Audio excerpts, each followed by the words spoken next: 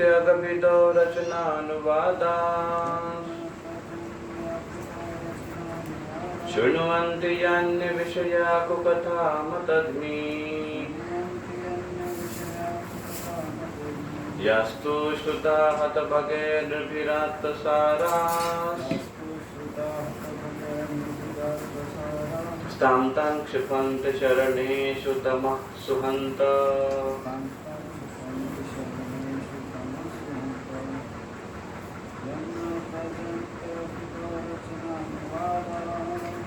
यन्न व्रजन्ति रचनानुवादान् शृण्वन्ति यन्न विषया कथामतिग्नि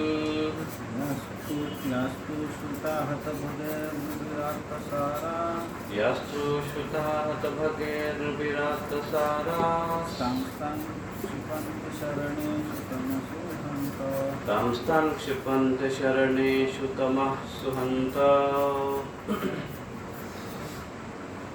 अनुवाद कर तात्पर्य अनुवाद।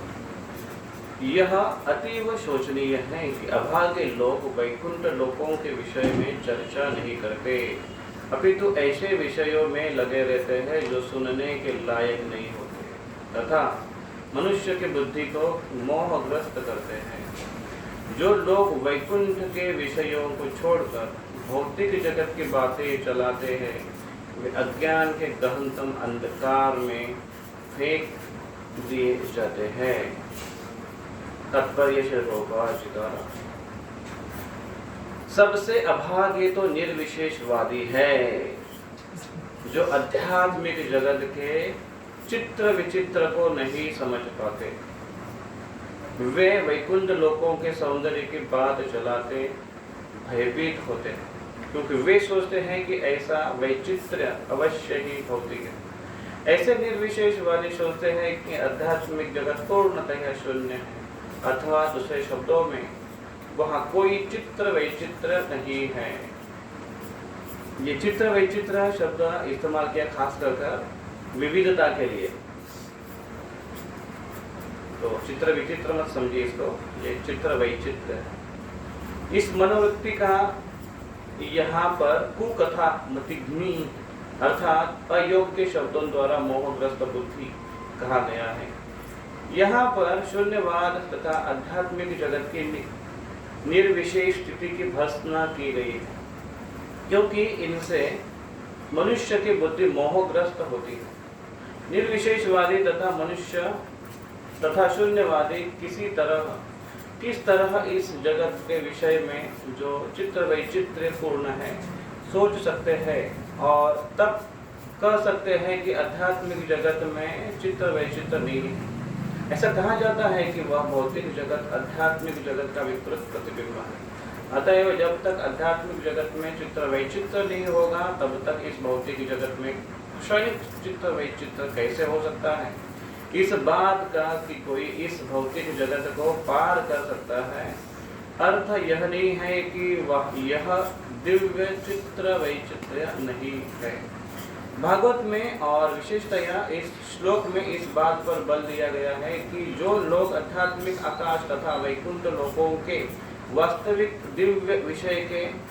दिव्य रूप के विषय में विचार विमर्श करने तथा समझने का प्रयास करते हैं वे भाग्यवान हैं। वैकुंठ लोकों का चित्र वैचित्र भगवान की दिव्य लीलाओं के संबंध में वर्णित है, किंतु लोग आध्यात्मिक धाम तथा भगवान के दिव्य कार्यकलापों को समझने का प्रयास करने के बजाय राजनीति तथा आर्थिक विकास में अधिक रुचि दिखाते हैं। वे इस जगत की जहां उन्हें कुछ वर्षों तक ही रहना है स्थिति से संबंधित समस्याओं को हल करने के लिए अनेक सम्मेलनों गोष्ठियों तथा चर्चाओं का आयोजन करते हैं, किंतु वे वैकुंठ लोक की आध्यात्मिक स्थिति को समझने में रुचि नहीं दिखाते।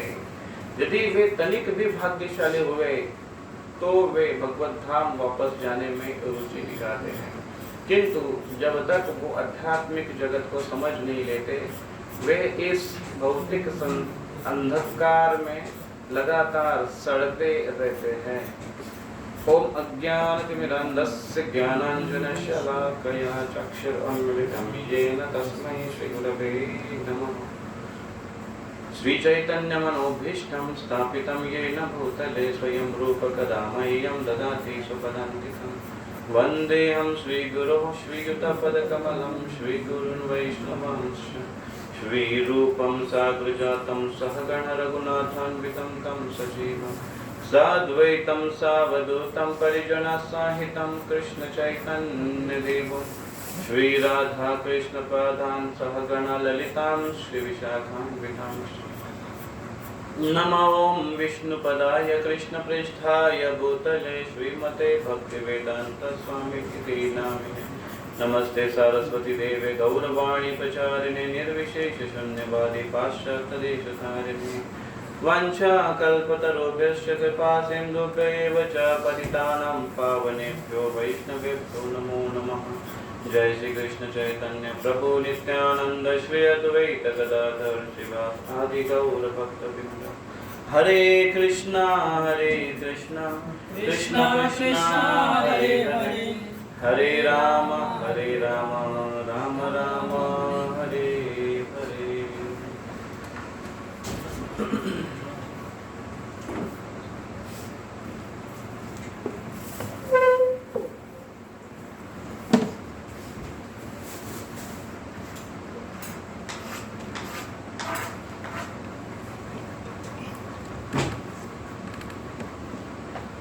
तो इस श्लोक में और इसके पहले ईश्वर के साम्राज्य का वर्णन, मतलब चतुष्कुमार वैकुंठ में गए हैं और वैकुंठ में कैसे वातावरण है, वैकुंठ के लोग कैसे हैं और वहाँ पर लोग क्या क्या करते हैं, वहाँ के जीव कैसे हैं, जीवों का स्वरूप क्या है, कैसे उनका स्वभाव है, इसके बारे में हमने चर्चा की पिछले बार। और विशेषताएं उसमें वो भगवान की कथा के प्रति आसक्त रहते हैं, हमेशा भगवान की कथाओं का गान करते हैं और दूसरों को गान करने के लिए प्रोत्साहित करते हैं, दूसरों को अवसर प्रदान करते हैं। वहाँ पर कोई द्वेष ईर्ष्या का लेश मात्र भी अंश नहीं है। तो इस प्रकार से आध्यात्मिक जगत वहाँ के लोगों का, पुरुषों का, स्त्रियों का वर्णन किया है और अन्य जीवों का वर्णन किया है जो हमेशा भगवान से संबंधित कार्य करते हैं। और ये कहने के बाद फिर ब्रह्मा जी कहते हैं लेकिन उसके विपरीत भौतिक जगत में कैसे वातावरण है। तो ये श्लोक जो आज हम चर्चा कर रहे हैं उसमें इस भौतिक जगत के लोगों के बारे में वर्णन किया है कि वो किस विषयों के ऊपर चर्चा करते हैं। यन्न व्रजन्ति अघभिद रचना अनुवादा शृण्वन्ति ये अन्य विषया कुकथा बतन्ति। वो अन्य कथा श्रवण करते हैं, लेकिन कोई कैसी कथा है वो कुकथा।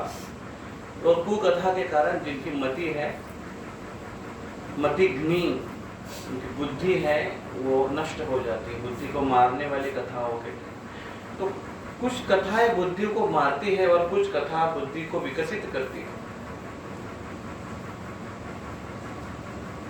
कुछ कथा और जो कथा मतलब जो बातें हैं, जो चर्चाएं हैं, जो विषय है, जो विषय के ऊपर हम चिंतन करते हैं, उस विषय के ऊपर हम मनन करते हैं और फिर चिंतन करते हैं, ऐसे विषय हमारे बुद्धि को या तो भ्रमित करेगी या हमारी बुद्धि को विकसित करेगी। वो किस प्रकार से कथाएं कर रहे हैं उसके ऊपर निर्भर करता है। और प्रभुपाद जी इस विषय को लेते हुए कहते हैं कि इस सबसे पहले कहते हैं, पहले ही लाइन में तात्पर्य कहते हैं कि सबसे बड़े अभागी तो वो निर्विशेषवादी है जो आध्यात्मिक जगत के चित्र वैचित्र को नहीं समझ पाते। तो जो लोग कुकथा करने वाले हैं, शृण्वन्ति ये अन्य विषया कुकथा मतग्नि, अन्य विषय को श्रवण करते हैं, कुकथा श्रवण करते हैं। ऐसे लोगों के स्तर कैसे कैसे होते हैं और कौन से प्रकार के लोग होते हैं, इसका प्रभुपाद जी वर्णन करते तात्पर्य। उसमें एक कैटेगरी को प्रभुपाद जी खास करके बताते हैं जो चित्र वैचित्र से संबंधित है। तो चित्र वैचित्र के संबंध में क्यों है वो? क्योंकि अभी तक जो विविधता वैकुंठ में जो वर्णन किया है उसके बारे में चर्चा की है। और निर्विशेषवादी ये शून्यवाद है। प्रभुपाद जी की जो प्रणीति है उसमें आता है, देखिए, निर्विशेष शून्यवादी पाश्चात्य देश तारिणी। पाश्चात्य देश में ऐसे लोग थे जो निर्विशेषवाद और शून्यवाद का पालन करते थे। तो निर्विशेष और शून्य मतलब सब कुछ शून्य से आया है और सब कुछ अंत में शून्य में विलीन हो जाएगा और सब कुछ शून्य ही है, ऐसी उनकी भावना है। उनको शून्यवादी कहते हैं। तो शून्यवाद मतलब उसमें कोई विविधता नहीं है। मृत्यु के बाद निर्वाण, सब कुछ शांत, कुछ नहीं है वहां, सब कुछ शांत, एक शून्य में विलीन हो जाएगा व्यक्ति। तो इसलिए प्रभुपाद जी तात्पर्य में ये शब्द काफी बार आया है, चित्त वैचित्र्य। इसमें विविधता है, हर चीजों में विविधता है। यहाँ तक कि तो प्रभुपाद जी लॉजिकली बताते हैं कि भौतिक जगत का ही स्वरूप आध्यात्मिक जगत में है, आध्यात्मिक जगत का ही विकृत स्वरूप भौतिक जगत है। अगर भौतिक जगत में विविधताएं है तो आध्यात्मिक जगत में विविधता कैसे नहीं होगी? जरूर होगी। तो इसलिए निर्विशेषवाद का यहाँ पर खंडन करते हुए वो कहते हैं। और ऐसे निर्विशेषवादी और शून्यवादी लोग वो ऐसे बेकार की बातें या चिंतन या चर्चा करते रहते हैं। उसको कहा गया है कुकथा मतग्नि, ये अन्य विषया। तो हम यहाँ पर चर्चा करेंगे कि ऐसे कौन से विषय हैं जो अन्य विषयों में आते हैं और कुकथा जिसको कहते हैं, और जो मति का हनन करती है, घात करती है। ऐसे कौन से कथा है? तो प्रभुपाद जी ने जो खास कर अनुभव किया वो, और इसके पूर्व जो आचार्य हमारे हुए उन्होंने जो अनुभव किया और जिसका खंडन करने की कोशिश की, तो उसमें से विशेष है कि भक्ति सिद्धांत सरस्वती ठाकुर के बारे में प्रभुपाद जी उनको ऑफरिंग के समय पर वो बोलते हैं उस समय कि ऐसे मायावादी लोग हैं या मायावादी दार्शनिक है, उनका खंडन करने के लिए अभी भक्ति सिद्धांत सरस्वती ठाकुर आए हैं, ऐसा वो वर्णन करते हैं। तो एक एक आचार्यों का एक एक मूड होता है और प्रभुपाद जी ने सबका खंडन किया, निर्विशेषवादियों का भी खंडन किया, मायावादियों का भी खंडन किया। तो ये वादी क्या है, हम थोड़ा इसके ऊपर चर्चा करेंगे। तो अगर न्यायालयीन भाषा में अगर आप देखेंगे तो एक होता है वादी और दूसरा होता है प्रतिवादी। हम इस वादियों को देखेंगे। ऐसे कितने वादी पता है आपको? निर्विशेषवादी, शून्यवादी, भौतिकवादी, मायावादी और निराकारवादी,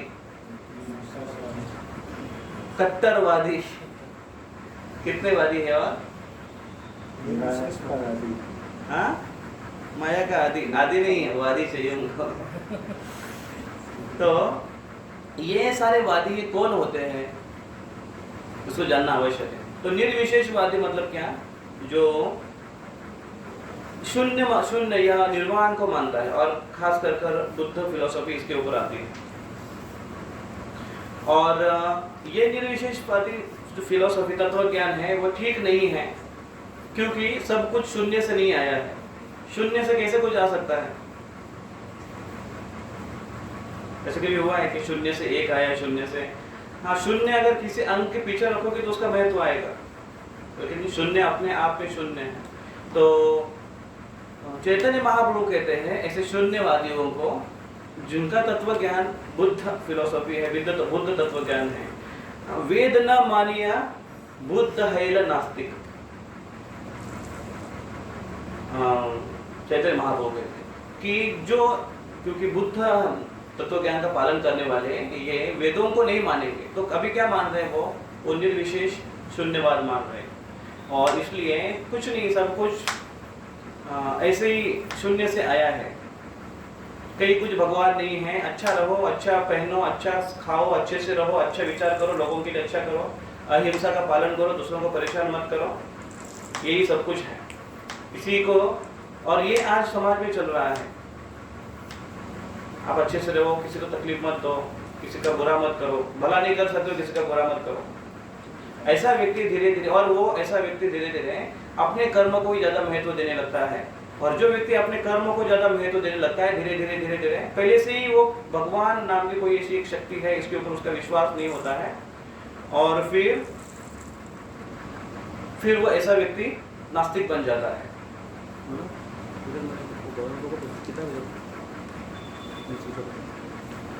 तो नास्तिक हो जाता है। तो वेदों को न मानने वाला व्यक्ति नास्तिक हो जाता है। और नास्तिक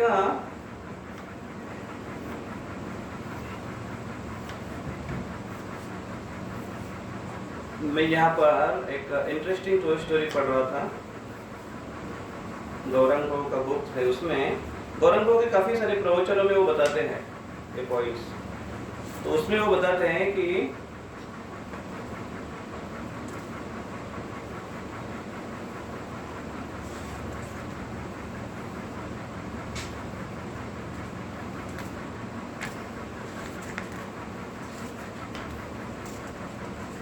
इसका हम थोड़ा सा बात में लेंगे नास्तिकवाद के ऊपर। तो एक है निर्विशेषवाद और शून्यवाद, जो कि बुद्ध तत्व ज्ञान है। और निरर्थक चर्चा करने वाले दो होते हैं, वो है भौतिकवाद, भौतिकवादी। तो भौतिकवादी तो जनरली हम सब जानते हैं भौतिकवादी कौन है। भौतिकवादी जो भोग विलास में केवल लगे रहते हैं, जो खाने पीने के चक्कर में रहते हैं, और जिसको केवल जीवन में आनंद उठाने की इच्छा है, ऐसे है वो भोगवादी। और भगवत गीता में भगवान कृष्ण कहते हैं 16वें अध्याय में खास करके वो बताते हैं कि ऐसे जो भोगवादी व्यक्ति हैं,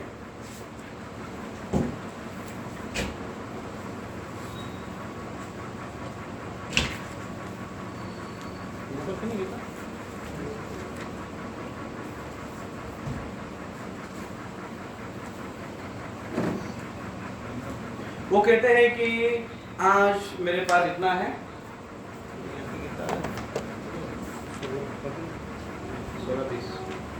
आज मेरे पास इतना धन है, उसके बाद फिर और थोड़ा बढ़ेगा, और फिर मैं इसको और मेहनत करके और इतना बढ़ाऊंगा, और इसमें मैंने इतनी जगह पर मैंने इन्वेस्ट किए हैं, और इतनी जगह पर मेरे एफडीज हैं, और वो अभी आगे जून महीने में ख़त्म हो जाएंगे अगले, और आगे बढ़ेंगे हमारे, और फिर मैं और थोड़ा इन्वेस्ट करूंगा, और इतने में फिर मेरा इतना ये जो कार्य है वो संपन्न हो जाएगा।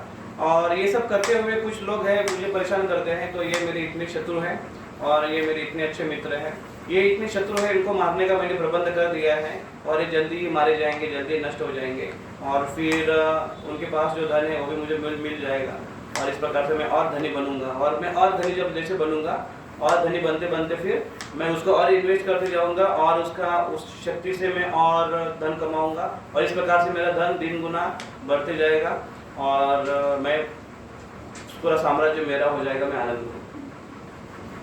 तो एक वो इसके एक सुंदर स्टोरी बता रहे देखो। एक दूध वाला था, दूध बेचने के लिए जाता था, उस स्टोरी याद है आपको?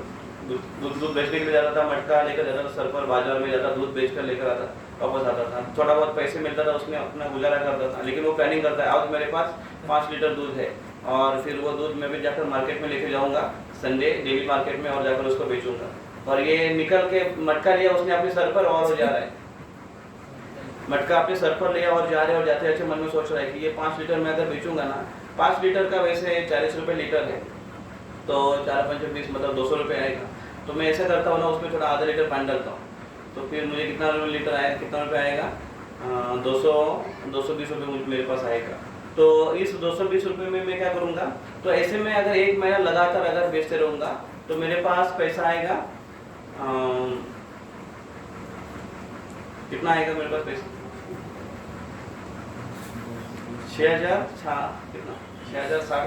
200 रुपये पर डे, हाँ 6000 रुपये मेरे पास आएगा, और ऊपर से 20 रुपये, तो 20 रुपये का कितना हुआ, 600 6600 रुपये मेरे पास आ जाएंगे।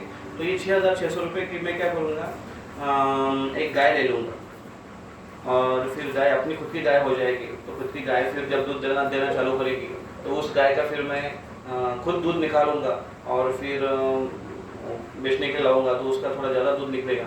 और फिर ऐसे वो मन में सोच रहा है ऐसे मैं दूध बेचूंगा और उसका और पैसा आएगा, और फिर ऐसे करते करते एक साल में मेरे पास और 2-3 गाय हो जाएगी। तो मेरे पास जैसे 2-3 गाय हो जाएगी तो मैं बड़ा अमीर आदमी बनूंगा, धनी आदमी बनूंगा। लोग मुझे पहचानने लगेंगे कि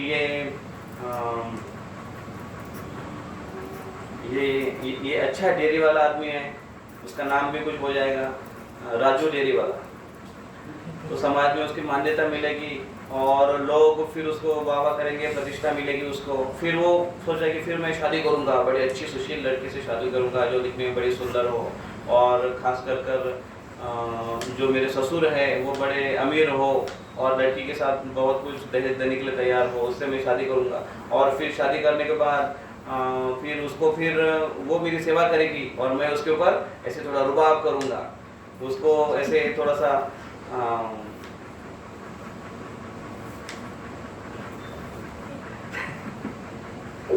ऐसा गुस्से से उससे बात करूंगा। और फिर जब वो मेरे पैर दबा रही या फिर उसने खाना बनाया तो उसको मैं खाऊंगा, वो भले ही वो अच्छा बनाया हो लेकिन फिर भी बोलूंगा हाँ थोड़ा ऐसा होना चाहिए, थोड़ा इसको ऐसा करो, थोड़ा उसमें ये मिलाओ, थोड़ा उसमें, भले ही उसको मुझे कुछ पता नहीं लेकिन फिर भी मैं ऐसे बोलते रहूंगा। और फिर वो मेरे पैर दबाने आएगी तो पैर दबाते दबाते मेरा अगर ठीक से पैर नहीं दबाया तो मैं उसको बोलूंगा ठीक से पैर नहीं दबाया तुमने, और फिर उसको डांटूंगा ऐसा करके वो ऐसा करके कर रहा है। अभी तक मटका सर पर है और मार्केट जा रहा है, और फिर मैं ऐसा करूंगा, डांटूंगा, और ऐसा करते करते हिलाते हिलाते उसके सर के ऊपर का मटका है वो जमीन पर गिर गया, ठाप से फूट गया बर्तन। तो जो भी कुछ सपना चल रहा था अभी केवल सपने में, मन में ही उसके सब प्लानिंग चल रहे थे। ऐसे भौतिकवादी जो व्यक्ति होते हैं अपने सपने ऐसे बड़े बड़े करते चलते हैं, और एक दिन क्या होता है, एक दिन काल का प्रकोप आ जाता है, प्रभाव हो जाता है और उसका मटका फूट जाता है और सारे के सारे सपने और दूध के जैसे बिखर जाते हैं। तो ये है भोगवादी। भोगी लोग बहुत प्रयास करते हैं सुख को भोगने के लिए। भोगी रोग भयम, भागवतम कहता है। हर कोई व्यक्ति भय से हर कोई व्यक्ति को भय है, उससे भयभीत होता है वो। तो भोगी व्यक्ति होता है वो रोग से भयभीत होता है। भोगी रोग भयम कुली च्युति भयम। तो भोगवादी व्यक्ति।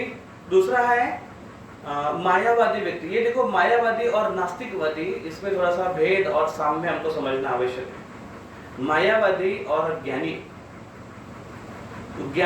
मायावादी होता है, मायावादी भी ज्ञानी होता है,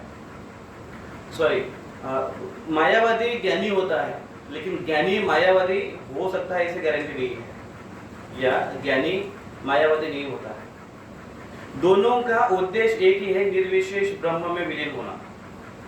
लेकिन अंत में, और ये सिमिलरिटी बता रहा हूं, और दोनों का पतन हो जाता है, ये भी सिमिलर है। दोनों में भेद है। ज्ञानी, दोनों में और सामान्यता ये है, एक रूपता ये है कि ज्ञानी ज्ञान का अनुशीलन करते हैं। कोई भी शास्त्र है उसका अर्थ ऐसे निकालेंगे, वो उसको तोड़ मरोड़ कर, उसका पूरा धातु में अंदर जाकर उसको अर्थ निकाल कर उसको समझने की कोशिश करेंगे। तो उसमें बहुत बार अलग भी कुछ अर्थ निकलता है, और उसी में तर्कवाद वो बिजी रहते हैं। ऐसे ज्ञानी होते हैं। और दोनों भी भगवान को मानते हैं। अभी दोनों में भिन्नता ये दिखाई देती है कि ज्ञानी, दोनों भी निर्विशेषवादी है, दोनों भी दोनों भी निराकारवादी है, निर्विशेष निराकारवादी। भगवान को सब जगह देखते हैं और सब जगह भगवान है, ऐसे उनकी मान्यता है। भगवान निराकार है, ऐसे उनकी मान्यता है।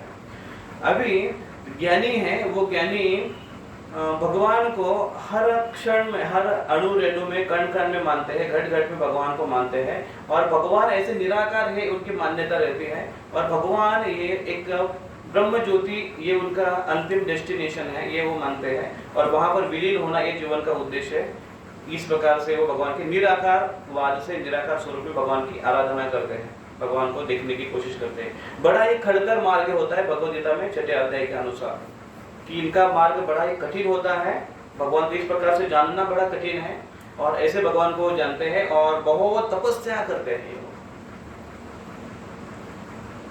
अभी इनका उद्देश्य है भगवान के निराकार स्वरूप में विलीन होना। निराकार स्वरूप में विलीन हो जाते हैं, विलीन का अर्थ है ब्रह्म ज्योति में वो चले जाते हैं अगर वो यशस्वी हुए तो। लेकिन श्रीमद् भागवतम के दशम स्कंद में बताया है कि वहां पर कुछ बहुत समय रहते रहते रहते बोर हो जाते हैं, क्योंकि और कुछ एक्टिविटीज नहीं है उनको करने के लिए, और आत्मा है वो कार्य प्रधान है। चैतन्य में होने के कारण कार्यशीलता, इसलिए एक जगह व्यक्ति ज्यादा समय रह नहीं सकता है, इसलिए फिर से वापस आ जाता है। तो ये एक उसका कारण है कि आत्मा चैतन्य में है, कार्यशील है।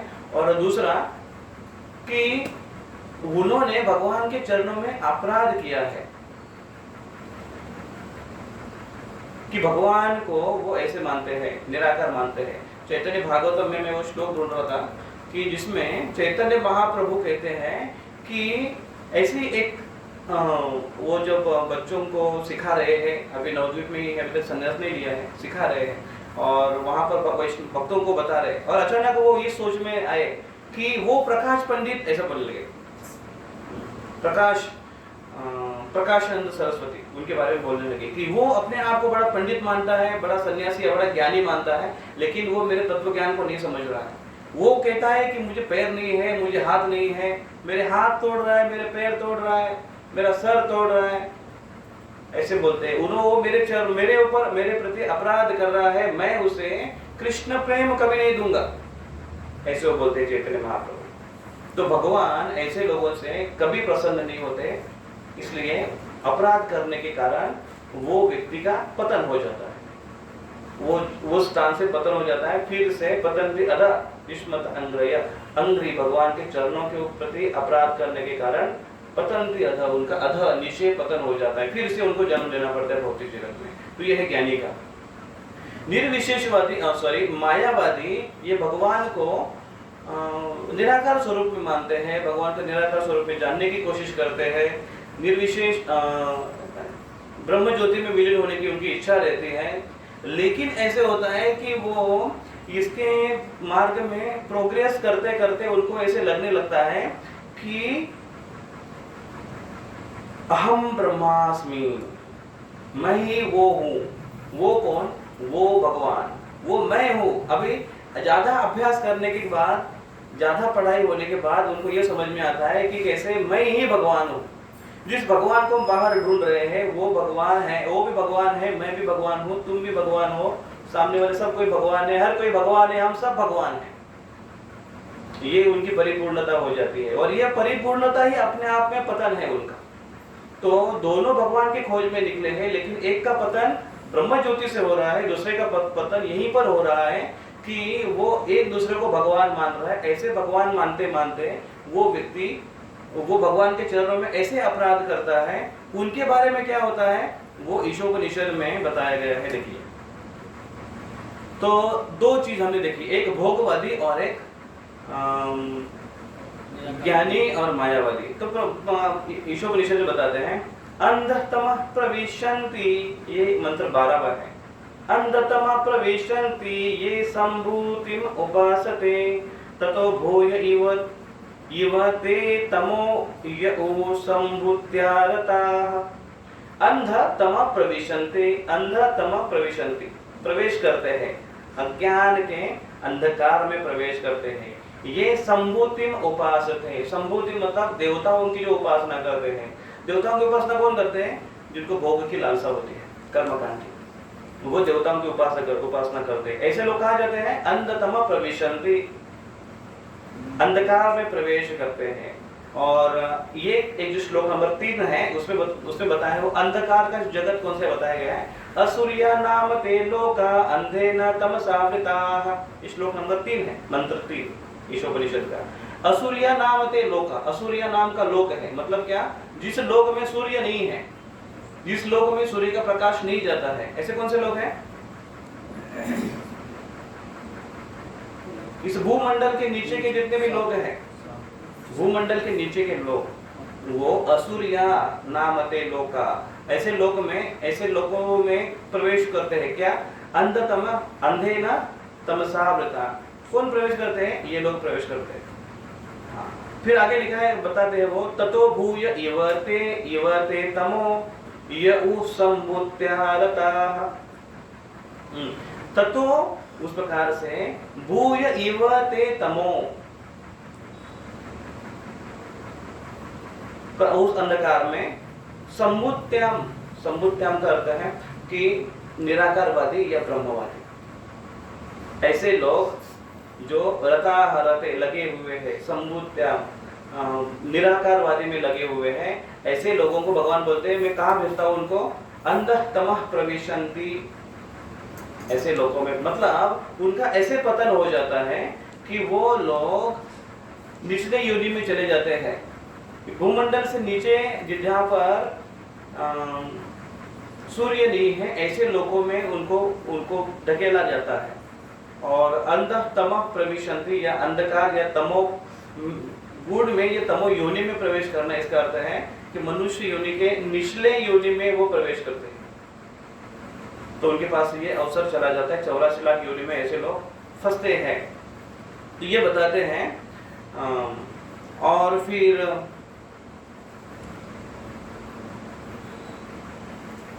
और फिर असुरिया नामते लोका अंधेन तमसावृता। भौतिकवादियों के लिए खास करके बताया है, तामस्ते प्रत्याभिगच्छन्ति ये केच आत्महनो जनाः। जो आत्महनो, आत्मा का हनन करने वाले हैं, जनाः, वो व्यक्ति प्रत्याभिगच्छन्ति, कहाँ पर अभिगच्छन्ति?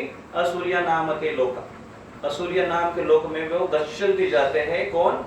च आत्महनो, आत्मा का हनन करने वाले, जो अपने आत्मा का उद्धार के लिए प्रयास नहीं करने वाले लोग हैं, वो ऐसे अंधतमों में प्रवेश करते हैं, आत्मा का हनन करते हैं। दूसरों के आत्मा का नहीं, खुद के आत्मा का हनन करते हैं, मतलब भक्ति नहीं करते हैं और आध्यात्मिक इच्छा नहीं करते हैं, ऐसे लोग। तो ऐसे लोग कौन कौन है? जब अभी आप उसी की कैटेगरी में हम लोग इसकी चर्चा कर रहे हैं। निर्विशेषवादी है, शून्यवादी है, ऐसे लोग क्या करते हैं?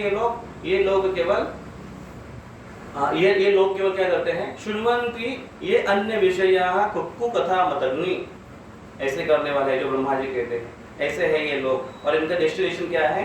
नीचे लोक में वो चले जाते हैं, जिसमें आता है ये वादी, निर्विशेषवादी है, शून्यवादी है, भोगवादी है, मायावादी है, ज्ञानवादी है। तो ज्ञानवादी ज्ञानी है, भगवान को जानने का एक स्तर है, लेकिन उतने स्तर पर प्रगति होने के बाद अगर फिर से उसका पतन हो गया तो फिर वो भौतिक जगत में आ जाता है, फिर से उसका अवसर मिलता है आध्यात्मिक तरक्की करने की।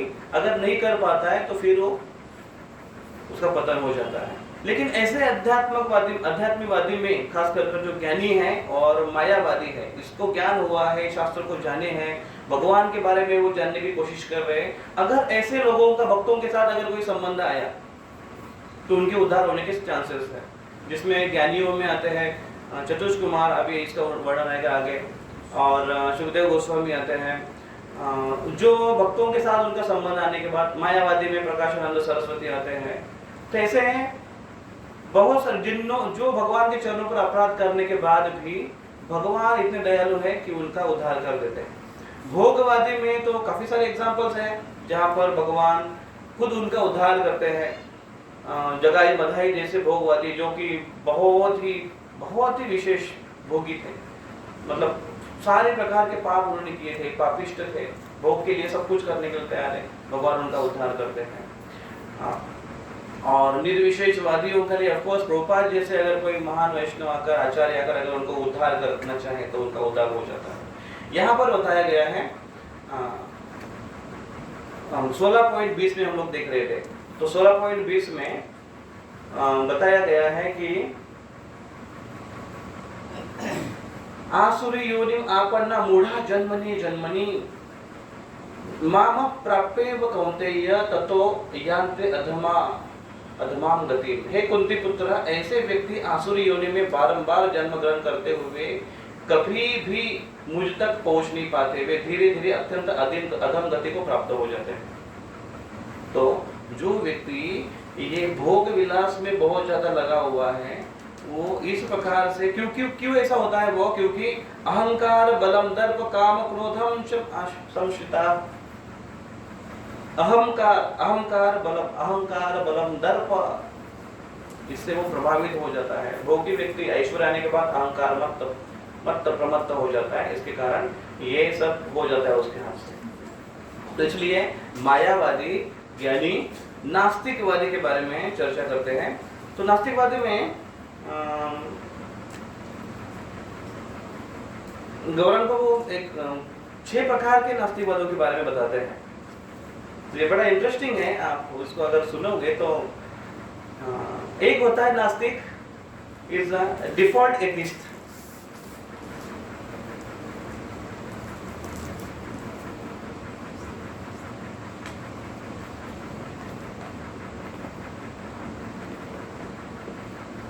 वो कहते हैं कि those who disbelieve even though they have never really thought or inquired deeply about the subject of God।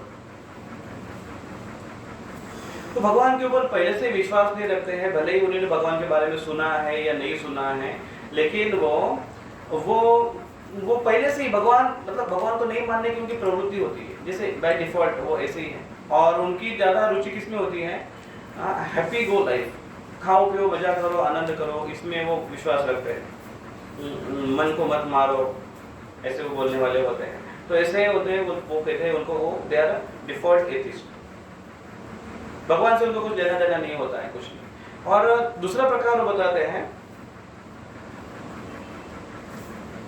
Reductionist atheist.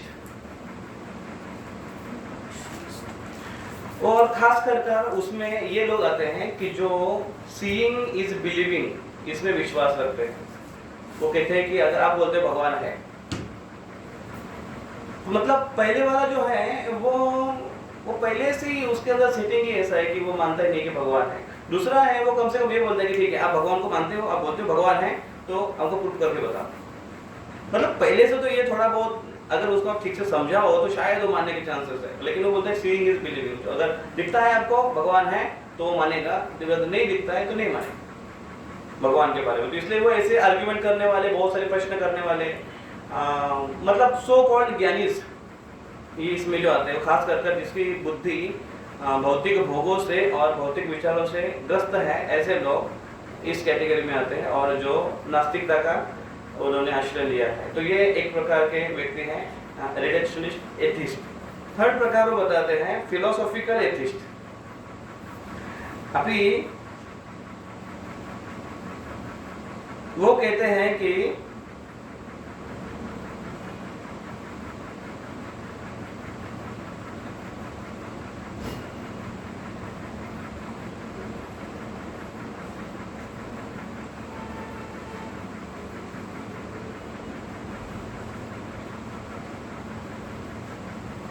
वो ऐसे आर्ग्यूमेंट करते हैं और ऐसे अपने तत्व ज्ञान बताते हैं और अपने तत्व ज्ञान के आधार पर भगवान कैसे नहीं है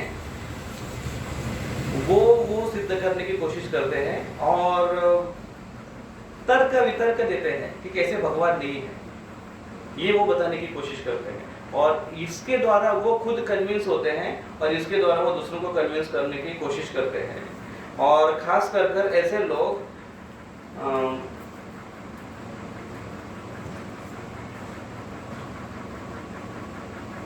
they fight religion, often driven by subjective standards of morality. They often take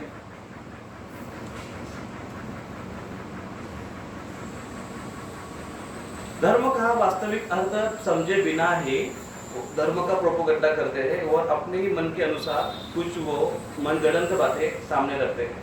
तो they are called philosophical atheist. तत्वज्ञानी एथिस्ट में नास्तिक है, लेकिन तत्व ज्ञान के हिसाब से वो तत्वज्ञानी नास्तिक है। वो अपनी मनगढ़ंत वो ये बताते हैं, तत्व बताते हैं। चौथा वो बताते हैं इमोशनल एथिस्ट।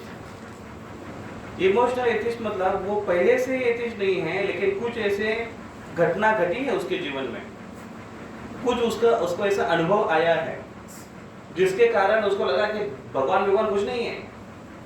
अरे मेरा एकलौता लड़का था, मैंने उसके लिए इतना कुछ किया था, भगवान से इतनी मन्नत मांगी थी, प्रार्थना की थी, मैं कभी कुछ किसी का मन दुखाया नहीं, कभी किसी के लिए कुछ बुरा किया नहीं, मैं किसी को हमेशा मदद करता था, लेकिन मैं भगवान को इतना प्रार्थना करने के बाद भी मेरा इकलौता लड़का चला गया। और वो भी, ये भी कोई मरने की उम्र है उसकी, 22 साल का लड़का। अरे मारना था तो 5 साल का होता तब मारता ना, इतना खर्चा मेरा वेस्ट गया ना, 22 साल तक उसको पढ़ाया लिखाया CBSE में, कितना फीस भर कर। तो वो होते हैं इमोशनल एथिस्ट। कभी कभी उनका विश्वास बहुत होता है, लेकिन कभी कभी कुछ ऐसे लोग उनको दिखाई देते हैं कि जो भगवान के भक्ति का पालन कर रहे हैं, लेकिन करते करते उनको धीरे धीरे ज़्यादा उनके संग में आने के कारण उनको लगने लगता है कि नहीं ये लोग भी इतने पहुँचे हुए नहीं हैं जैसे पहले के लोग पहुँचे हुए हुआ करते हैं। तो उनमें वो खोट देखना शुरू करते हैं, और कुछ ऐसे उनमें कमियां देखते देखते देखते उनको लगने लगता है कि नहीं कुछ नहीं, ये लोग का भी कुछ ये नहीं, मतलब ऐसा भगवान का कुछ है नहीं, ऐसा कुछ होता नहीं है, बस ये लोग अपना उधर निर्वाह चलाने के लिए कर रहे हैं। तो वो होता है इमोशनल एथिस्ट। और वो बताते हैं 5वां है covered atheist, those who pose the theist but assert through their own speculative means that we are all ultimately God, only temporarily deluded। तो अभी ये थोड़ा सा मायावाद इसमें मिश्रित है कि इसको बोलते कवर्ड एथिस्ट, जो नास्तिक है लेकिन ढका हुआ नास्तिक है, पूरी तरह से अपने आप को ओपनली नहीं बोलता है कि मैं नास्तिक हूँ। ढका हुआ नास्तिक मतलब वो मैं भगवान का भक्ति करता हूँ, मैं भगवान है लेकिन मैं भी भगवान हूँ, तुम भी भगवान हो, वो लोग भी भगवान है, सब लोग भगवान है, इस प्रकार से। तो ये निराकार का तत्व ज्ञान है, वो आया है, इसको बोलते हैं वो कवर्ड एथिस्ट। और 6 वो बोलते हैं साइकोलॉजिकल एथिस्ट। अभी साइकोलॉजिकल जो एथिस्ट हैं, those who profess belief in God but repeatedly demonstrate their inability to practically live a godly life due to attachment to worldliness। वो कहते हैं कि ऐसा व्यक्ति कि जो भगवान के ऊपर विश्वास तो रखता है, लेकिन बार बार वो अपनी अक्षमता के कारण, अपने अनियंत्रित इंद्रियों के कारण वो भोग विलास में मस्त रहता है, उसमें आसक्त रहता है।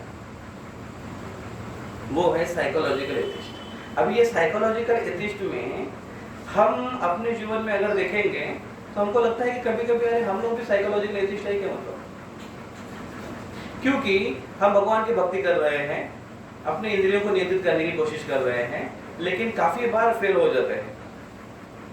तो पूरी तरह से कृष्ण के प्रति समर्पित नहीं है, वो भावना अभी तक पूरी ताज़ी नहीं है, और इसलिए हम भगवान की भक्ति में पूरी तरह से लग नहीं पाते हैं 100%। तो क्योंकि हमारे अंदर भी ये थोड़ा बहुत नास्तिकवाद है, लेकिन ये कौन सा नास्तिकवाद है वो कैटेगराइज कर रहे हैं। वो कह रहे हैं कि this is a psychological atheist. Psychological मतलब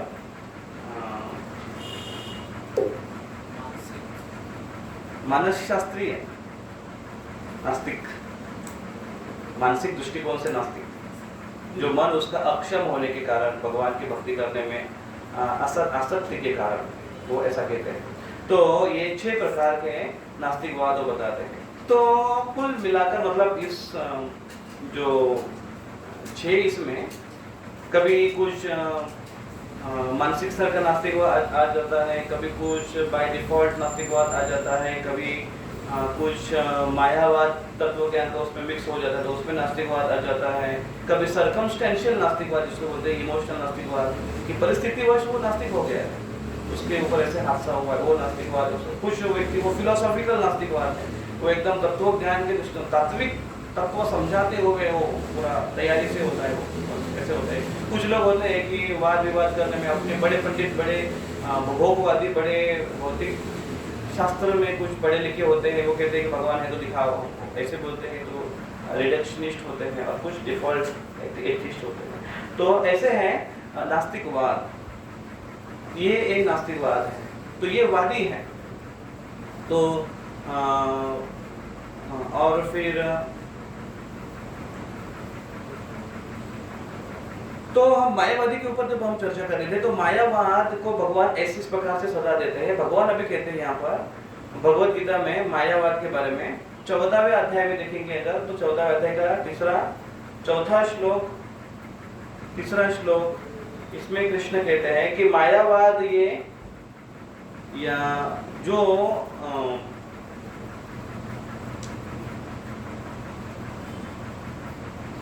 जिसका बेस ब्रह्म है, जिसमें निराकार वाले भी आते हैं, लेकिन भगवान कृष्ण कहते हैं कि उसका मूल मैं हूँ, उसका फाउंडेशन मैं हूँ। वो कहते हैं मम योनिर महद ब्रह्म तस्मिन् गर्भम दधाम्यहम् संभवः सर्वभूतानां ततो भवति भारत। हे भरतपुत्र, ब्रह्म नामक समग्र भौतिक वस्तु जन्म का स्रोत है और मैं इस ब्रह्म को गर्भस्थ करता हूँ, जिससे समस्त जीवों का जन्म संभव होता है। तो समस्त जीवों का गर्भ है ब्रह्म, लेकिन उस ब्रह्म मुझसे जन्म लेता है, ऐसे भगवान कृष्ण कहते हैं 14वें अध्याय के तीसरे श्लोक में। और फिर चौथे श्लोक में वो कहते हैं सर्व योनिषु कौन्तेय मूर्तयः संभवन्ति तासां ब्रह्म महत् योनिर् अहं बीज प्रदः पिता। कि सर्व योनिषु कौन्तेय मूर्तयः संभवन्ति, सर्व जीव है ये कुंती पुत्र, कि ये सर्व जीव भौतिक प्रकृति के द्वारा जन्म लेते हैं। और तासाम ब्रह्म महत् योनिर, सारे योनियों को ब्रह्म जन्म देने वाले वो कौन है? वो बीज प्रजापता मैं हूँ, बीज प्रदा, बीज देने वाला पिता मैं हूँ, कृष्ण कहते हैं। और फिर ब्रह्मणो ही प्रतिष्ठा, हम कृष्ण एक जगह पर श्लोक में कहते हैं कि जो निराकारवादियों का मुख्य आश्रय है वो ब्रह्म, और उस ब्रह्म का आधार मैं हूँ, कृष्ण कहते हैं। ब्रह्मणो ही प्रतिष्ठा हम मृतस्य अव्ययस्य च शाश्वतस्य च धर्मस्य सुखस्य कांतिकस्य च। वो कहते हैं कि और मैं ही उस निराकार ब्रह्म का आश्रय हूँ जो अमर्त्य, अविनाशी तथा शाश्वत है और चरम सुख का स्वाभाविक पद है। तो वास्तविक ब्रह्म भगवान से ही रेष्ट होता है।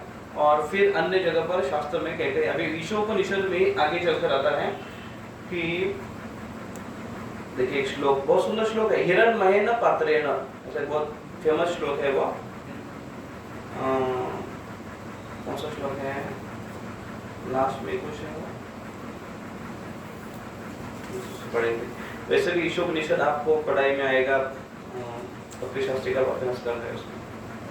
तो एक भक्त है, वो प्रार्थना कर रहे भगवान को कि हे भगवान, आपका तेज, आपको मैं आपका दर्शन करना चाहता हूँ, लेकिन आपका तेज इतना आ रहा है कि मैं आपको देख नहीं पा रहा हूँ, तो कृपया करके आपका तेज हटाइए। वो कह रहे, देखिए, हिरण्मयेन पात्रेण सत्यस्यापीहितं सुखम तत्त्वं भूषण पावृणु सत्य धर्माय दृष्टये। वो कहते हैं, हे भगवान, हे समस्त जीवों के पालक, आपका असली मुखमंडल तो आपके चमचमाते तेज से ढका हुआ है, कृपया करके इस आवरण को हटा लीजिए और अपने शुद्ध भक्तों को अपना दर्शन दीजिए। तो भगवान का तेज से भगवान ढके हुए हैं, मुखमंडल ढका हुआ, इतना भगवान से तेज निकलता है। और ये तेज का आश्रय क्या है? भगवान है, भगवान से निकलता है, इसलिए भगवान उस तेज का आश्रय। जैसे सूर्य प्रकाश का आश्रय सूर्य है, तो सूर्य, इस सूर्य प्रकाश के प्रतिष्ठा, हम प्रतिष्ठा करने वाले हैं। उसी प्रकार से इस तेज को, ब्रह्म तेज को धारण करने वाले स्वयं साक्षात कृष्ण है। इसलिए कृष्ण भगवद गीता में कहते हैं कि ब्रह्मणो ही प्रतिष्ठा हम, इस ब्रह्मांड को धारण करने वाला या उसका आश्रय देने वाला मैं हूँ, कृष्ण कहते हैं। और शुद्ध भक्त है, उसकी पुष्टि करते हैं ईशोपनिषद में कि आपका तेज के कारण मैं आपको देख नहीं पा रहा हूँ, आपके फलजस, आपका ये ब्रह्म ज्योति है, कृपया करके इसको हटाइए ताकि हम आपका दर्शन कर सके। तो भक्त होते हैं वो ब्रह्म ज्योति के परे जाकर भगवान के मुखमंडल का दर्शन करना चाहते हैं। वो केवल तेज से संतुष्ट नहीं होते, तेज, ब्रह्म ज्योति के तेज उनके लिए बाधा लगता है। उनको लगता है कि हमको तेज नहीं चाहिए, हम तेज में विलीन वाले नहीं, होने वाले नहीं, हम उससे ऊपर जाना चाहते हैं। और वो इसलिए कहते हैं, भगवान प्लीज ये आपका चकाचौंध जो रोशनी है उसको आप हटाइए, हम आपका प्रत्यक्ष रूप से दर्शन करना चाहते हैं। तो भगवान का, अभी कोई प्रश्न करता है कि भगवान साकार है कि निराकार है। रूपा जी को प्रश्न पूछा गया था, भगवान साकार है कि निराकार है। तो बहुत बार हमारे मन में, क्योंकि हम साकारवादी है तो हम बोलते भगवान साकार है, और कुछ लोग निराकारवादी है तो बोलते हैं भगवान निराकार है। तो दोनों भगवान के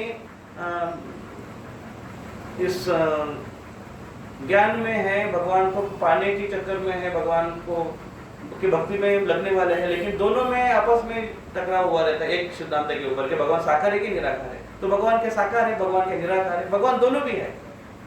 प्रभुपाद जी कहते हैं कि उसको भगवान ही आप कैसे बोलोगे कि जिसमें कुछ चीज नहीं है। अगर आप बोलोगे वो भगवान उसमें वो साकार नहीं है, वो केवल निराकार है, तो कुछ तो कम हुआ उसमें।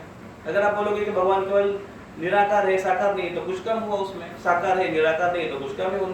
भगवान साकार भी है, भगवान निराकार भी है।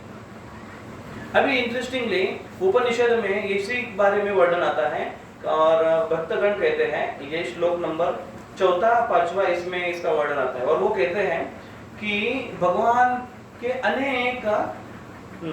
अनेज देकम मनसो जवीयो नैव देवा आपनु वन पूर्व मर्षत। तो कहते हैं अपने धाम में स्थिर रहते हुए भी भगवान मन से अधिक वेगवान है, अन्य समस्त दौड़ने वालों को पीछे रख सकते हैं, शक्तिशाली देवता उन तक नहीं पहुंच पाते, एक स्थान पर रहते हुए भी वायु तथा वर्षा की पूर्ति करने वाले हैं, देवताओं को वश में रखते हैं, श्रेष्ठता में सबसे आगे है। अभी यहाँ पर एक ऐसा लग रहा है कि भगवान का निराकार तत्व शक्ति कार्य कर रही, इस प्रकार से लग रहा है। 5वें श्लोक में बताते हैं तदेजति तनयजति तद दूरे तद्वंतिके तदंतरस्य सर्वस्य तदु सर्वास्यस्य बाह्यतः। वो कहते हैं तत येजति तत दूरे। परमेश्वर चलते हैं और नहीं भी चलते, वो बहुत दूर भी है लेकिन बहुत नजदीक भी है, निकट भी है, वे सबसे भीतर है, सबके भीतर है और बाहर भी है। तो भगवान क्या है? यही प्रश्न एक बड़ी मीटिंग हुई थी और बहुत पंडित बड़े बड़े आए थे वहां पर, फॉरेन में थे, फिलोसोफर आए थे और प्रभुपाद जी ने पूछा कि आप भगवान की व्याख्या करके बताओ। तो वो इसी प्रकार से ये श्लोकों को लेके हुए ऐसे चक्कर में आ गए कि अरे स्वामी जी आप ही बताइए भगवान की व्याख्या, ऐसे स्पष्ट कोई व्याख्या कर ही सकते हैं क्या, की ही जा सकती है क्या? भगवान के बारे में ऐसा स्पष्ट नहीं बताया जा सकता है कि हु इज गॉड, कौन भगवान है, क्योंकि वो है, वो जो अंतर है, जो बाहर है, जो चलते भी है, जो नहीं भी चलते हैं, और जो ये सब बातें जब सुनते हैं शास्त्र से तो आदमी थोड़ा सा चक्कर खा जाता है। तो फिर प्रभुपाद जी ने एक छोटी लड़की को पूछा, वहां पर पीछे बाजू की लड़की थी, उसको पूछा और अपना रसगुल्ला गुलाब जामुन का जो डब्बा था उसका ढक्कन खोला और उसमें प्रभुपाद जी ने ऐसे हाथ डाला गुलाब जामुन के ढक्कन, और प्रभुपाद जी उनको बच्चे की तरफ देखकर पूछ रहे हैं तो बताओ भगवान कौन है? तो बच्चों ने क्या सोचा, अभी उत्तर देंगे तो गुलाब जामुन मिलेगा। तो बच्चों ने बोला कृष्णा, कृष्ण पूर्ण पुरुषोत्तम भगवान है, और प्रभुपाद जी ने गुलाब जामुन निकाल कर उनके हाथ में। तो बाकी सब बच्चे बोलने के जोर से कौन है भगवान? भगवान कृष्ण है। तो प्रभुपाद जी ने उन तत्वज्ञानी की तरफ देखते हुए कहे, प्रभुपाद जी हाँ तो क्या कह रहे थे आप, भगवान कौन है? आप नहीं बता सकते कि भगवान कौन है, लेकिन यहाँ पर 5 साल की छोटी बालिका है, वो बता रही है भगवान कौन, तो कौन श्रेष्ठ है? तो भगवान के बारे में बहुत सारे वेदों में तो और भूल भुलैया वाली चीजें हैं। कृष्ण इसलिए कहते हैं, वेदों का सार होते हुए कृष्ण कहते हैं कि त्रैगुण्य विषय वेदा निस्त्रैगुण्य भवार्जुन। ये वेद 3 गुणों के बारे में, और इस वेदों की जो भाषा है वो कैसी है? यावान पुष्पिताम वाचम, पुष्प मतलब फ्लावरी वर्ड है,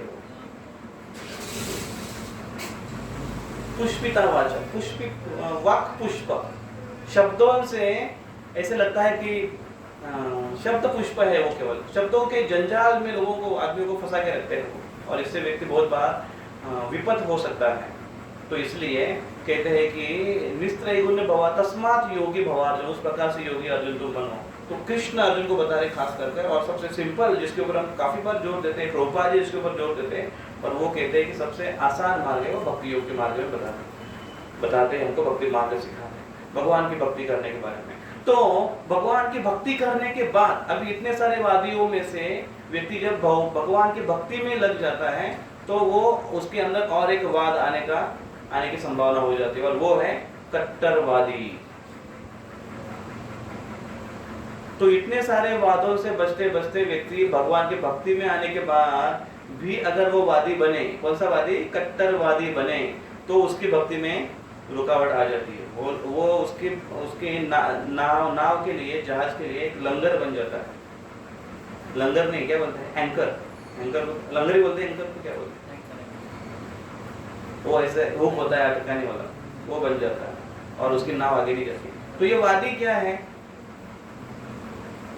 कट्टरवादी क्या है, कट्टरवादी। तो कट्टरवादी के लिए हमारे जो भक्ति शास्त्र में आपको एक बुक आएगा, ईशोपनिषद 9 उपदेश अमृत, उसमें एक श्लोक आता है इस वादी को नष्ट करने के लिए, वादी प्रवृत्ति नष्ट करने के लिए। वो कहते हैं, कौन सा श्लोक है वो,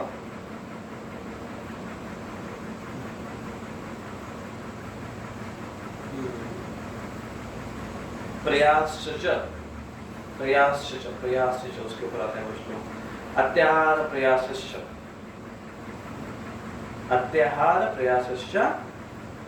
ठीक है, नियमाग्रह, उसके बाद क्या है, उसके पहले क्या है, अत्याहार प्रयासश्च प्रजल्प नियमाग्रह जनसंगस्य लौल्यश्च षड्विधि भक्ति विनश्यति। भक्ति नष्ट करने के लिए होता है, क्या होता है, अत्याहार और प्रयासश्च। तो प्रयासश्च मतलब अधिक प्रयास, कोई भी कार्य करते हुए अधिकतम से करने की इच्छा, बहुत अधिकतम करने की इच्छा, ज्यादा कुछ करने की इच्छा, या नहीं भी मिल रहा है तो उसके लिए बहुत प्रयास करना, ये नहीं होना चाहिए। रूप गोस्वामी कहते हैं कि ये हमारी भक्ति में बाधा निर्माण हो जाए इसके कारण। तो भक्ति करते समय भक्ति और संबंध, भगवान की भक्ति और हमारे आज रोजी जीवन में जो संबंध है, इसके अंदर कोई, इन दोनों के बीच में कोई संबंध है, इसके साथ हमको किस प्रकार से व्यवहार करना है, इसके साथ इसको कैसे डील करना है, ये हमको अगर व्यक्ति भक्ति को बड़े अच्छे से समझ लेता है तो उस संबंध को अच्छे से जान पाता है। वो वादी नहीं बनता, वो कट्टरवादी नहीं बनता, फ्लेक्सिबल रहता है। तो कट्टरवादी को नष्ट करने के लिए हमको क्या करना चाहिए, फ्लेक्सिबल रहना चाहिए, हमको लवचिक रहना चाहिए, ताठर नहीं रहना चाहिए। तो लवचिक का अर्थ क्या है कि रोज सवेरे 16 माला मैं करती हूँ या करता हूँ, लेकिन एक दिन नहीं हुआ तो क्या फर्क पड़ता है, चलो उसमें बोलते लवचिकता। मैं प्याज लहसुन नहीं खाता हूँ या खाती हूँ, लेकिन कभी कभी मेरा बहुत पुराना दोस्त मिला, जिगरी जानी दोस्त मिला, और उसने बहुत फोर्स किया और मुझे उसके खुशी के लिए खाना पड़ा, चलो कट्टरवादी नहीं, चलो खा लेते हैं, चलो कोई बात नहीं, आप बोल रहे हो ठीक है, हम लोग सब खाते हैं। ये हुआ लवचिकता, इसको बोलते हैं। उसने इतनी, और हम ये सब किसके लिए कर रहे हैं, क्यों कर रहे हैं, क्योंकि उस हमारे दोस्त के लिए करते हैं, क्योंकि आगे चलकर वो भक्त बन सकता है ना, या फिर हमारे मंदिर के लिए अच्छा डोनेशन दे सकता है ना, तो इसलिए प्रचार के लिए आगे हम प्रचार अच्छे से कर सकते हैं। तो चलो हम ये सब थोड़ा सा कॉम्प्रोमाइज करें इस नियमों को। तो क्या इसको लवचिक कहते हैं। तो इसमें अगर व्यक्ति पूरा सतर्क रहे और इस नियमों का कट्टरता से पालन करे तो वो कट्टरवादी हो गया फिर, लेकिन कट्टरवादी भक्ति के लिए अच्छा नहीं है। फिर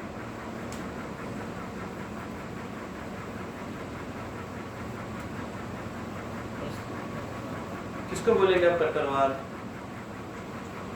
परिस्थिति के अनुसार कोई वहाँ जाना पड़ता है। परिस्थिति के अनुसार, तो ये परिस्थिति है अभी, जैसे प्रभु जी हमारे बोले परिस्थिति के अनुसार हमको लौकिकता होनी चाहिए हमारे अंदर। तो परिस्थिति है अभी कि जब खाने के लिए हमको कुछ नहीं मिल रहा है, और देखा आपने कि वहाँ पर शादी चल रही है और भंडारा चल रहा है शादी का, और वहाँ पर बैंगन की सब्जी है और उसका ऐसा सेंट आ रहा है, उसमें लहसुन का ऐसा सेंट आ रहा है, दूर दूर तक उसका सुगंध आ रहा है, और हम सवेरे से कुछ खाए भी नहीं है। तो परिस्थिति वश हमको खाना चाहिए।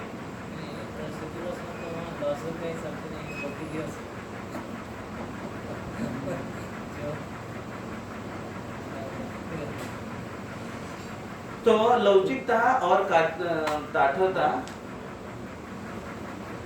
क्या हुआ, तो जवाब इसमें उनकी भी सही है। तो लौचिकता और ताठरता में हमको भेद इस प्रकार से करना है कि हमको चेक करना है कि इस ताठरता के कारण या इस क्या बोलते हैं इस कट्टरता के कारण क्या मेरी भक्ति आगे बढ़ने वाली है, और या इस कट्टरता के कारण क्या मेरा अधपतन होने वाला है। इसको एक सिंपली हमने इस टेस्ट के ऊपर उसको टेस्ट करना चाहिए, चेक करना चाहिए। क्या ये मैं कट्टर इधर यहाँ पर इतना कट्टर हूँ, मैं अभी कट्टर हूँ मेरे रिलेशन में, क्या कट्टर हूँ कि अभी मेरे आवाज आ रहे थे शायद, मैं कट्टर हूँ। अगर हम कब हमको पता चलेगा या कैसे उसको जान सकते हैं कि क्या मेरे कट्टरता के कारण मेरी भक्ति में प्रगति हो रही है, या अन्य भक्तों को तकलीफ नहीं हो रही है, या अन्य रिलेशन में कोई समस्या नहीं आ रही है, तो हमको कट्टरता को पालन करना चाहिए। अगर अन्य कोई रिलेशन में हमारे भक्ति में अन्य कोई अगर बाधा उत्पन्न हो रही है तो हमको थोड़ा सा फ्लेक्सिबल होना चाहिए। तो ये एक टेस्ट है कट्टरता के लिए, भक्ति बढ़ रही है कि नहीं बढ़ रही है। दूसरा है हम कट्टर खुद के लिए होने चाहिए और दूसरों के लिए लवचिक या शिथिल होने चाहिए। खुद के लिए हम 100% नियम रखें, कड़क, एकदम कड़क स्टार्च स्त्री, लेकिन दूसरों के लिए 10% हमारे एक्सपेक्टेशन या नियम होने चाहिए। तो हमारे 100%, दूसरों के 10%। तो चाहे वो दूसरे भक्त हो, चाहे वो दूसरे अभक्त हो, चाहे वो दूसरे पड़ोसी हो, या चाहे वो हमारे परिवारजन हो, हमको उनसे 10% एक्सपेक्ट करना चाहिए, अपेक्षा करनी चाहिए कि हमने उसको इतना सब बताने के बाद 10% भी उसने किया, बहुत बड़ी बात होगी, बहुत अच्छा हुआ। तो अभी हम ये नहीं बोल सकते दूसरों को, अपने ही परिवारजन में अगर कोई है और भक्त है, और फिर हम उनको नहीं बोल सकते अरे माँ या अरे पापा आप मुझसे अपेक्षा नहीं करिए, 100% अपेक्षा नहीं करिए, क्योंकि दूसरों से 10% केवल अपेक्षा करनी चाहिए। तो इसलिए हम ऐसा नहीं किसी को बोल सकते कि हमने केवल 10%, आप केवल 10% हमसे एक्सपेक्ट करो। समझ में आ रहा है आपको? हम अपनी तरफ से दूसरों को 10% एक्सपेक्ट कर सकते हैं, लेकिन हम किसी को नहीं बोल सकते दूसरों को कि दूसरों से 10% एक्सपेक्ट करना है, इसलिए आप उससे 100% एक्सपेक्टेशन मत रखो। नो, वो हमको ध्यान में रखना आवश्यक है। तो ये है कट्टरवाद। भौतिक भगवान की भक्ति में भी कट्टरवाद आता है, और उस कट्टरवाद के कारण बहुत रिलेशन में प्रॉब्लम हुए हैं, हस्बैंड वाइफ में बहुत प्रॉब्लम हुए हैं, यहाँ तक कि डाइवोर्स के बहुत सारे केसेस उसके कारण हुए हैं। कट्टर भक्ति में एकदम कट्टर, मैं कट्टर पालन करने वाली हूँ या करने वाला हूँ, ऐसे होता है। और इसमें दोनों के बीच में बहुत समस्या हो जाती है, बच्चों में और माता पिता में बहुत ज्यादा दरार हुई है, इसके कारण रिलेशन में भेद निर्माण हुआ, और मित्रों में भी ऐसे हुआ है। तो इसलिए भक्ति में कट्टरवादी नहीं होना चाहिए, कट्टरपंथी नहीं होना चाहिए। तो ये है सारे वादों के ऊपर हम चर्चा की। कोई प्रश्न है किसी का इसके ऊपर?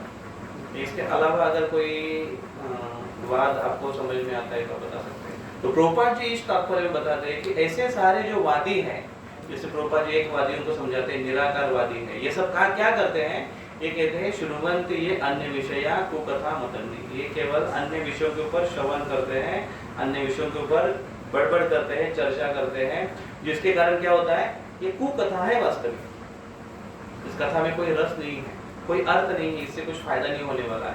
और इससे क्या होता है, फायदा नहीं होता है, तो इससे क्या होता है, मतग्नि, हमारी मति खराब हो जाती है, मारी जाती है, नष्ट हो जाती है।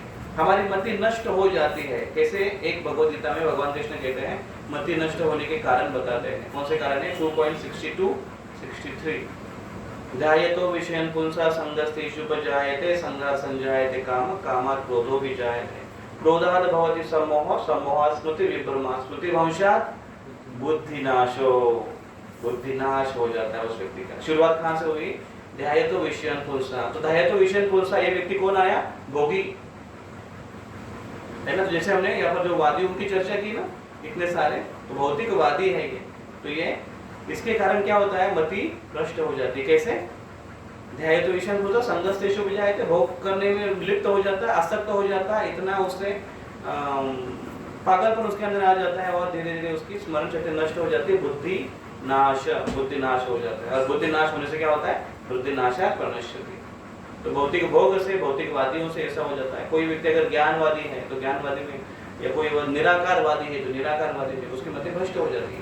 एक समय पर वो निराकारवादी एक समय भगवान को निराकार स्वरूप भी मानता है, लेकिन अन्य में आगे के स्तर पर उसकी मति भ्रष्ट हो जाती है, बुद्धि नाश हो जाता है। और क्या हो जाता है? प्रणश्यति। क्या प्रणश्यति हो जाती है उसकी? मैं भगवान मानने लगता हूँ, तू भगवान मानने लगता है, सबको भगवान मानने लगता है, हर एक को भगवान। तो भगवान है ही नहीं, मतलब भगवान को कोई वास्तविक स्वरूप ही नहीं है उसको दिखाई देता, सबको ही भगवान मानने लगता है। तो ये उसका पतन है, बुद्धि नाश हो जाता है उस व्यक्ति का। उसी प्रकार से निर्विशेष और शून्यवादी रूपादी कहते हैं सब कुछ नहीं है इस भौतिक जगत में, सब कुछ नष्ट होने वाला है, सब कुछ खत्म होने वाला है। और ऐसे मानकर फिर अंत में क्या बोलते हैं कि अंत में क्या है? सब शून्य से आया है, शून्य में चला जाएगा, शून्य में विलीन हो जाएगा, कुछ नहीं, सब कुछ शून्य है। और वो भी आखिर में उनकी बुद्धि भी शून्य हो जाती है। और बुद्धि शून्य हो जाती है मतलब मतिघ्नि और बुद्धि नाशा प्रणश्यति, ऐसे व्यक्ति का नाश हो जाता है।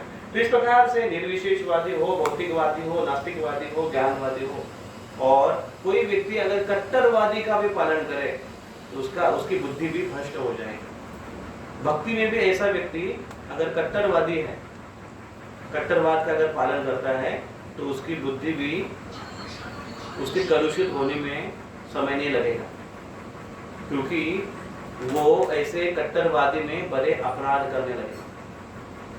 और जैसे व्यक्ति कट्टरवादी हो जाता है वो अपराध करने लगता है, और ऐसा अपराधी व्यक्ति उसके मन में सबसे पहले क्या आता है? जीव गोस्वामी, रूप गोस्वामी बताते हैं ऐसे व्यक्ति में क्या आ जाता है? सबसे पहले जो अपराध करता है विषय लालसा, उसके अंदर विषयों को भोग करने की लालसा आ जाती है, और फिर आगे की प्रोसेस शुरू हो जाती है।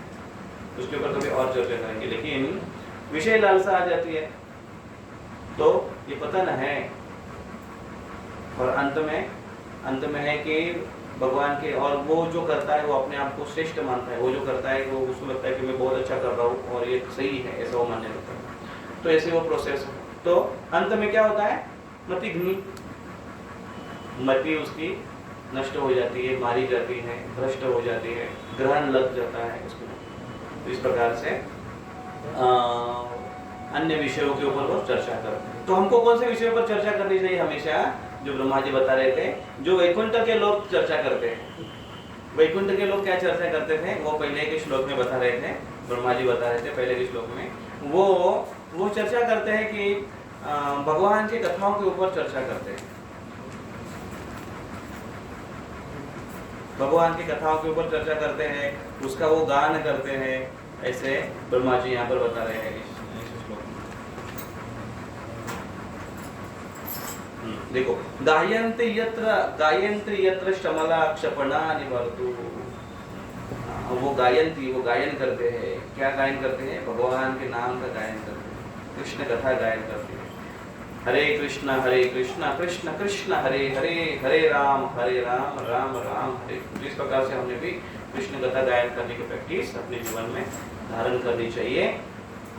कॉन्शियसली एंड कॉशियसली प्रैक्टिस करनी चाहिए, तब हम इस सार्थकता को प्राप्त कर सकते हैं। बहुत बहुत धन्यवाद। हरे कृष्ण। ग्रंथराज श्रीमद् भागवतम की जय। किसी का प्रश्न होगा तो आप हाथ खड़ा ऊपर कर सकते हैं, हैंड रेज कर सकते हैं। हैंड रेज मतलब वो इलेक्ट्रॉनिक हैंड रेज, उधर बटन होता है, देखिए आपकी, आप हैंड रेज कर सकते हैं और पूछ सकते हैं क्वेश्चन, या फिर आप डायरेक्टली पूछ सकते हैं। आपका माइक सबका ऑन कर दिया है हमारे ऑर्गेनाइजर्स ने।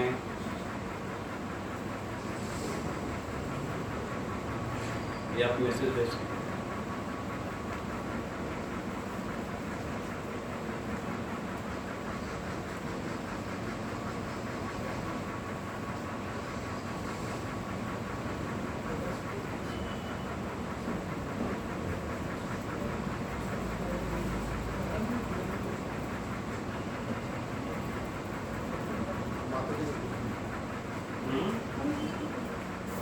हरे कृष्णा।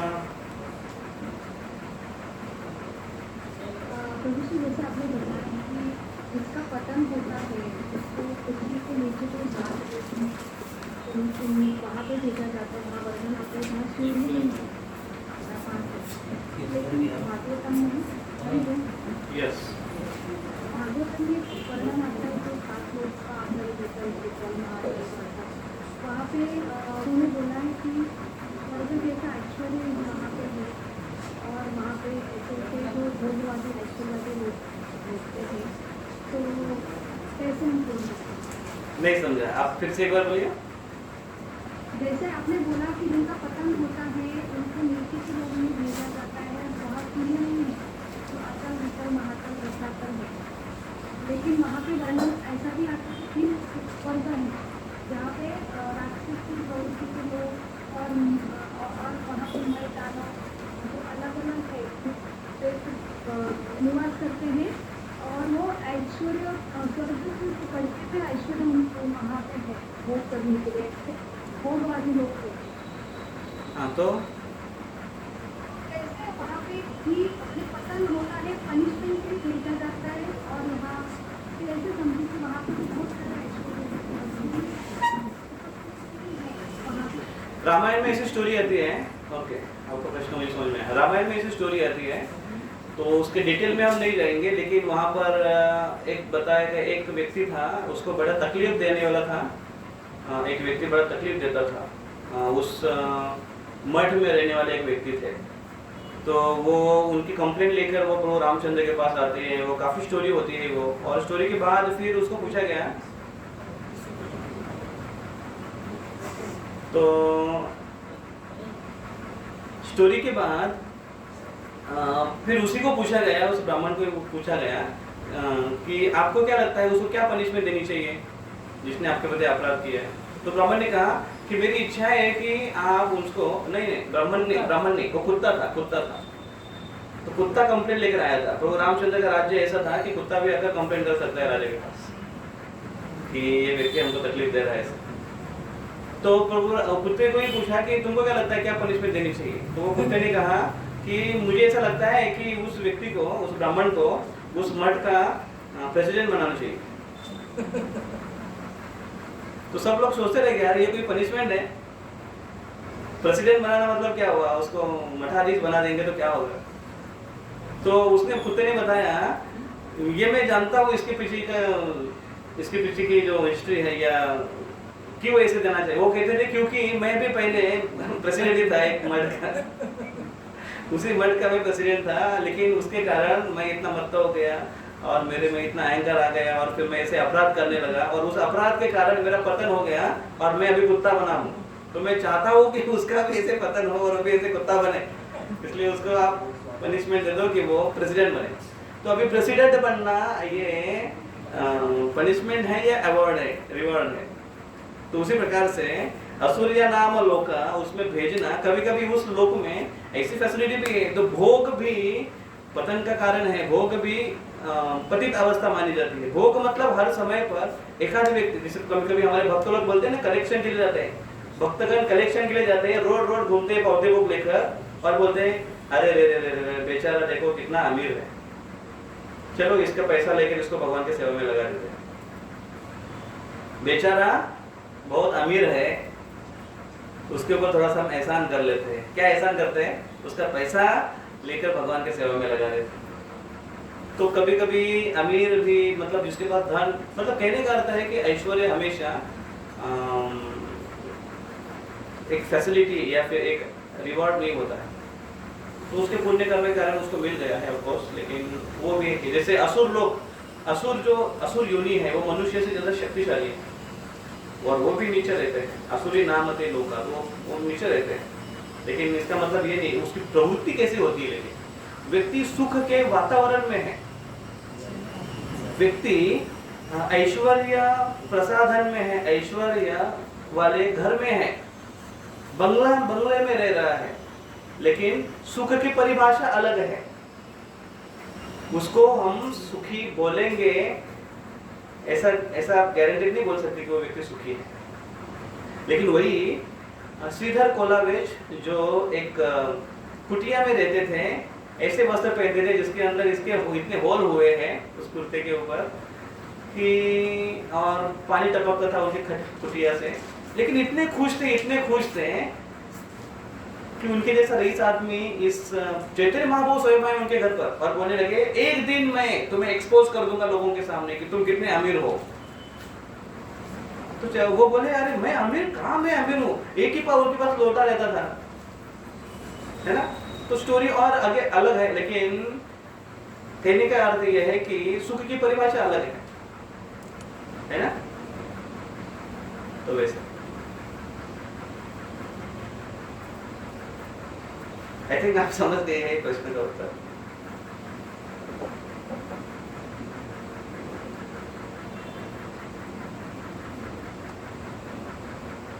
और कोई प्रश्न है किसी में? ठीक है, यस, हाँ।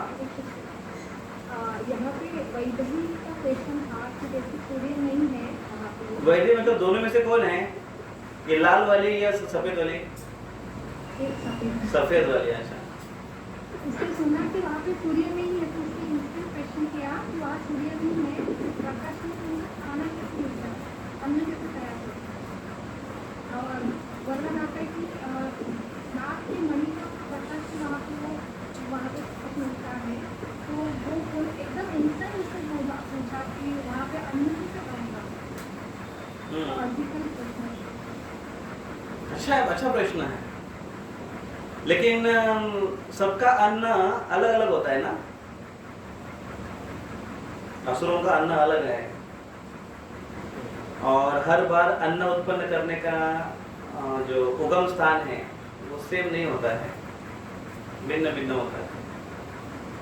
तो वहाँ की अलग व्यवस्था है, वहाँ का साइंस है, अलग अलग कुछ फैसिलिटी वहाँ पर वैसे होगी जो भगवान ने दी है, क्योंकि इस सृष्टि में ऊर्जा का स्रोत सूर्य है, इस ब्रह्मांड में ऊर्जा का स्रोत सूर्य है। लेकिन सूर्य नहीं होने के कारण नहीं है इसका मतलब ऊर्जा नहीं है, ऐसा नहीं है। रात्र होती है तो सूर्य की ऊर्जा नहीं होती है। अभी हम बोल भी रहे हैं इसमें सूर्य की ऊर्जा है, तो सूर्य की ऊर्जा विविध माध्यम से प्रकट होती है और अन्न उत्पन्न होने के लिए ऊर्जा चाहिए। तो ऊर्जा एक अन्य कुछ सोर्स है, उनको आती होगी वहाँ पर, उनका खाना अलग होता है। असुर लोगों का खाना अलग होता है, तो अलग वो शायद शराब पीकर अपना गुजारा करते हैं, ऐसा भी बहुत प्रकार के हैं उसमें। ये तो क्वेश्चन जो है उसका वो लॉजिकल क्वेश्चन है, फिलोसॉफिकल क्वेश्चन है। क्वेश्चन इज लॉजिकल, तो उसका आंसर भी लॉजिकल ही होगा। उसका लॉजिकल आंसर ये है कि सूर्य की एनर्जी इस प्रकार से अलग अलग रूपों में ट्रांसफर होकर जा सकती है, तो उस प्रकार से वहाँ पर हो सकता है।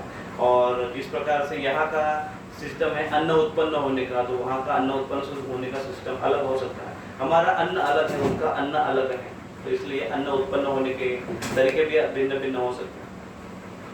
तो ये उसका लॉजिक है। वही समझ में आया?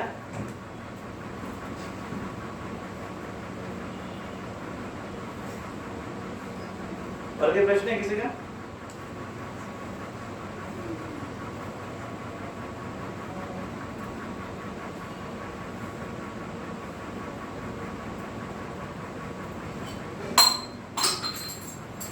तो हम यहाँ पर रुके।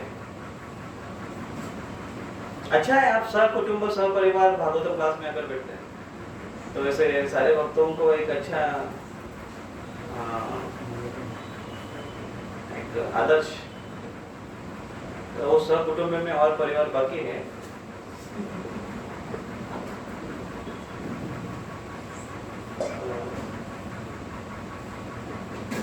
Okay, thank you. यहाँ पर रुकेंगे। ग्रंथराज श्रीमद् भागवतम की जय, श्री प्रभुपाद की जय, श्री श्री राधा मोदीदास भगवान। हरे कृष्ण।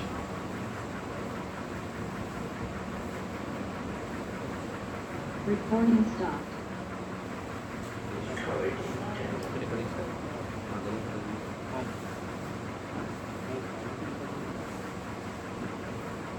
साइन इन अभी क्यों मांग रहे हैं साइन इन? क्यों बताऊंगा?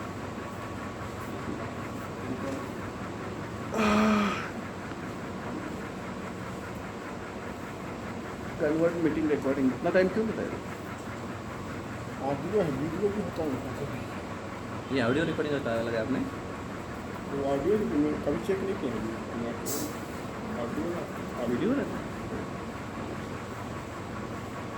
ऑडियो रुको रुको ये रिकॉर्डिंग सब रिकॉर्डिंग है क्या कर रहे हो ये हटा दो जिसको रहने दो ना क्या करना है